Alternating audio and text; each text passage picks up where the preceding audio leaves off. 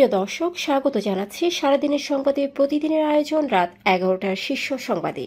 সারা বিশ্বের গুরুত্বপূর্ণ সব সংবাদের শিরোনাম জেনে নিন শুরুতেই। সালাউদ্দিনকে গডফাদার ডাকায় কক্সবাজারে বিএনপির বিক্ষোভ, এনসিপির পদযাত্রা পণ্ড। অন্যদিকে বাংলাদেশে আর কোনো গডফাদার সৃষ্টি হতে দেবে না এনসিপি। কক্সবাজার নাহিদ ইসলাম। গোপালগঞ্জে সহিংসতা, আওয়ামী লীগের ১,৫০০ নেতাকর্মীর বিরুদ্ধে মামলা, গ্রেপ্তার ১২, কারফিউ শিথিল।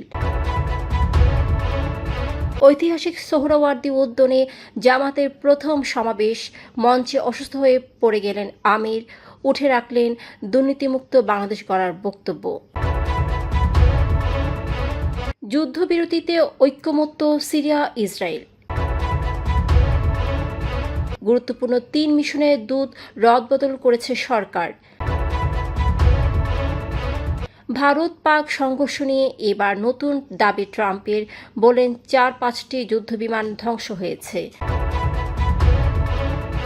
হদিস নেই ৭০০ বন্দীর, জুলাই গণঅভ্যুত্থানে ১৭ কারাগারে বিদ্রোহ ও হামলা। ফের বাড়ল ভারতীয় উড়োজাহাজের উপর পাকিস্তানের আকাশসীমা নিষেধাজ্ঞা। মার্কিন কূটনীতিকদের বিদেশি নির্বাচন নিয়ে মন্তব্য না করার নির্দেশ ট্রাম্প প্রশাসনের। বৃষ্টি ও বন্যায় বিপর্যস্ত ভারত পাকিস্তান, দাবানলে পুড়ছে ফ্রান্স স্পেন। শুনছিলেন সংবাদ শিরোনাম, এবারে বিস্তারিত। ফ্যাশন ব্র্যান্ড মানে আর্ট।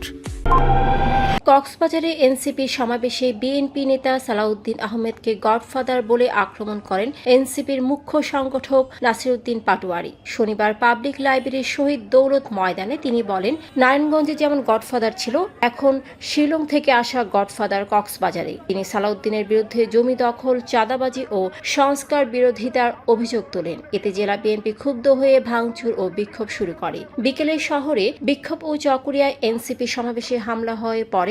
পুলিশ ও সেনাবাহিনীর হস্তক্ষেপে পরিস্থিতি নিয়ন্ত্রণে আসে। একই সমাবেশে এনসিপি আহ্বায়ক নাহিদ ইসলাম বলেন, গত সরকারের আমলে কক্সবাজার ছিল সন্ত্রাস ও মাদকের অভয়ারণ্য।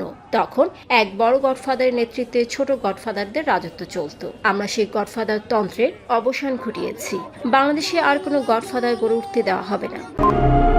এনসিপি সমাবেশকে কেন্দ্র করে গোপালগঞ্জে সংঘর্ষ, সহিংসতা ও কোটালীপাড়ায় নিষিদ্ধ আওয়ামী লীগের বিক্ষোভে জড়িত অভিযোগে পুলিশ ১৫৫ জনের নাম উল্লেখ সহ অজ্ঞাত ১৫০০ জনের বিরুদ্ধে মামলা করেছে। শুক্রবার রাতে কোটালীপাড়া থানার এসআই উত্তম কুমার সেন বাদী হয়ে মামলাটি করেন। এখন পর্যন্ত ১২ জনকে গ্রেপ্তার করা হয়েছে বলে জানান ওসি আবুল কালাম আজাদ। এদিকে গোপালগঞ্জে এনসিপি সমাবেশকে ঘিরে দফায় দফায় সংঘর্ষ ও বুধবারের আওয়ামী লীগ ও নিষিদ্ধ ছাত্রলীগ হামলার পর জারি করা কারফিউ শনিবার সকাল ৬টা থেকে রাত ৮টা পর্যন্ত শিথিল করা হয়েছে। এখন পর্যন্ত সংঘর্ষে ৫ জন নিহত হয়েছেন। জেলা প্রশাসক মোহাম্মদ কামরুজ্জামান জানান, পরিস্থিতি বিবেচনায় পরবর্তী সিদ্ধান্ত নেওয়া হবে। শনিবার বিকেল ৫টা ২০ সোহরাওয়ার্দী উদ্যানে জামায়াতের জাতীয় সমাবেশে বক্তব্য দেওয়ার সময় অসুস্থ হয়ে মঞ্চে পড়ে যান দলের আমির ডক্টর শফিকুর রহমান। নেতাকর্মীরা তাকে উঠালেও তিনি আবার বসে পড়েন। নায়েবে আমির সৈয়দ আবদুল্লাহ মোহাম্মদ তাহের জানান, তীব্র গরমে তিনি অসুস্থ হয়ে পড়েন এবং ডাক্তাররা তাকে বক্তব্য না দিতে বলেন। এরপরও সভাপতির বক্তব্যে শফিকুর রহমান বলেন, ফ্যাসিবাদের বিরুদ্ধে এক লড়াইয়ের পর দুর্নীতির বিরুদ্ধে আরেক লড়াই শুরু হবে। পুরনো ব্যবস্থাপত্রে বাংলাদেশ আর চলবে না। ইসরায়েল ও সিরিয়া একটি যুদ্ধবিরতি চুক্তিতে রাজি হয়েছে বলে জানিয়েছেন তুরস্কে নিযুক্ত মার্কিন রাষ্ট্রদূত টম ব্যারাক। শুক্রবার সামাজিক যোগাযোগ মাধ্যমে এক্সে দেওয়া পোস্টে ব্যারাক জানান, তারা দ্রুজ, বেদুইন, সুন্নি সহ সব সংখ্যালঘুদের নিয়ে একটি নতুন ঐক্যবদ্ধ সিরিয়ার আহ্বান জানিয়েছেন। সিরিয়ার দ্রুজ অধ্যুষিত এলাকায় কয়েকদিন ধরে চলা সংঘাতে ৩ শতাধিক মানুষ নিহত হয়েছেন। এর আগে বুধবার ইসরায়েল দামেস্ক ও সুয়েদায় বিমান হামলা চালায় এবং ওই অঞ্চল থেকে সরকারি বাহিনী প্রত্যাহারের দাবি তোলে। ইসরায়েলের দাবি, তারা দ্রুজ সংখ্যালঘু সম্প্রদায়কে রক্ষার জন্য হামলা চালিয়েছে। যুক্তরাষ্ট্র, কানাডা ও সুইস মিশনের দূত রদবদল করতে যাচ্ছে অন্তর্বর্তীকালীন সরকার। পররাষ্ট্র মন্ত্রণালয় সূত্র জানায়, জেনেভায় স্থায়ী প্রতিনিধি তারেক মোহাম্মদ আরিফুল ইসলামকে যুক্তরাষ্ট্রে, কানাডার রাষ্ট্রদূত নাহিদা সুবহানকে জেনেভায় এবং সাবেক পররাষ্ট্র সচিব জসিম উদ্দিনকে কানাডার হাই কমিশনার করা হচ্ছে। যুক্তরাষ্ট্র ও সুইজারল্যান্ডের এগ্রিমো ইতিমধ্যে এসেছে, জসিমউদ্দিনের এগ্রিমো দ্রুত আসবে বলে আশা করা হচ্ছে। পহেলগাঁও হত্যাকাণ্ড পরবর্তী 7 থেকে 10 মে ভারত পাকিস্তান সংঘর্ষ থামাতে মধ্যস্থতাকারী ভূমিকা পালনের দাবি আবারও করেছেন মার্কিন প্রেসিডেন্ট ডোনাল্ড ট্রাম্প। গত 2 মাসে তিনি প্রায় 2 ডজন বার ভারত পাকিস্তান সংঘর্ষ বিরতির কৃতিত্ব দাবি করেছেন। শুক্রবার রিপাবলিকান সেনেটর ও হাউস সদস্যদের নৈশভোজে ট্রাম্প বলেন, আমরা অনেক যুদ্ধ থামিয়েছি, যার মধ্যে ভারত পাকিস্তান সংঘর্ষ ছিল। তিনি জানান, অপারেশন সিঁদুর পর্বে অন্তত 4 থেকে 5টি যুদ্ধ বিমান ধ্বংস হয়েছিল, তবে কোন দেশের কতটি বিমান ভেঙেছে তা উল্লেখ করেননি। ট্রাম্প বলেন, 2 পরমাণু শক্তিধর দেশের মধ্যে এটি ছিল এক নতুন ধরনের যুদ্ধ। গত বছর জুলাই আগস্টে ছাত্র জনতার অভ্যুত্থানের সময় দেশের 17টি কারাগারে বাইরে থেকে হামলা ও বন্দীদের বিদ্রোহের ঘটনা ঘটে। জঙ্গি সহ সব শ্রেণীর বন্দী পালানোর চেষ্টা করলে কারারক্ষীরা গুলি চালান, ফলে 13 বন্দী নিহত এবং 282 জন কারারক্ষী আহত হন। 5টি কারাগার থেকে 2000-এর বেশি বন্দী পালিয়ে যান, যাদের অনেককে পরে ধরা হলেও এখনও 700 জন পলাতক, যাদের মধ্যে হোলি আর্টিজান হামলাকারী সহ 9 জন জঙ্গিও রয়েছে। এরপর সব কারাগারে নিরাপত্তা জোরদার ও সীমানা প্রাচীর উঁচু করার উদ্যোগ নেওয়া হয়েছে।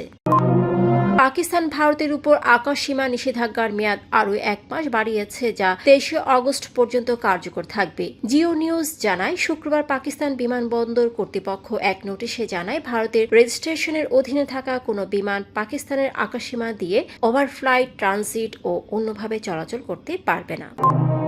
বিদেশে নিযুক্ত যুক্তরাষ্ট্রের কূটনীতিকদের বিদেশি নির্বাচন নিয়ে কোনো মন্তব্য না করার নির্দেশ দিয়েছেন পররাষ্ট্রমন্ত্রী মার্কো রুবিও। বৃহস্পতিবার পাঠানো এক অভ্যন্তরীণ বার্তায় বলা হয়, কোনো নির্বাচনের সঙ্গে যুক্তরাষ্ট্রের পররাষ্ট্রনীতির সুস্পষ্ট ও জোরালো স্বার্থ না থাকলে নির্বাচন সংক্রান্ত বিবৃতি বা সোশ্যাল মিডিয়া পোস্ট দেওয়া যাবে না। রয়টার্স বার্তাটি দেখেছে। দীর্ঘদিন বিশ্বজুড়ে অবাধ নির্বাচনের পক্ষে কাজ করলেও এই নির্দেশে সে অবস্থান থেকে সরে গেল ওয়াশিংটন।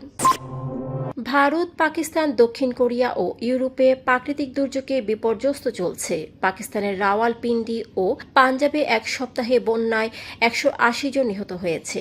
দেশটিতে আগামী 3 দিন আরও বৃষ্টির পূর্বাভাস রয়েছে। ভারতের রাজস্থান ও উত্তরপ্রদেশে বন্যার পানি বেড়ে জলাবদ্ধতা ও সতর্কতা জারি। দক্ষিণ কোরিয়ায় ভারী বৃষ্টিতে সিউল ও চুংচিয়ং অঞ্চলে ব্যাপক ক্ষতি, হাজারের বেশি মানুষ উদ্ধার, বহু অবকাঠামো ধ্বংসস্তূপে পরিণত হয়েছে। ইউরোপের স্পেন ও ফ্রান্সে দাবানলে হাজারো সেক্টর বনভূমি পুড়ে যায়, হাজারো বাসিন্দা নিরাপদ স্থানে সরিয়ে নেওয়া হয়েছে। আগুন নিয়ন্ত্রণে দমকল কর্মীরা কাজ করছে। দর্শক, এতক্ষণ আমাদের সাথে থাকার জন্য ধন্যবাদ। প্রতি মুহূর্তে দেশ বিদেশের গুরুত্বপূর্ণ সব সংবাদ জানতে ভিজিট করুন www.সারাদিনেরসংবাদ.com ও চোখ রাখুন সারাদিনের সংবাদের অফিসিয়াল ফেসবুক পেজে। Fashion brand Mani Art. Men's, ladies and kids wear. Art. Be smart.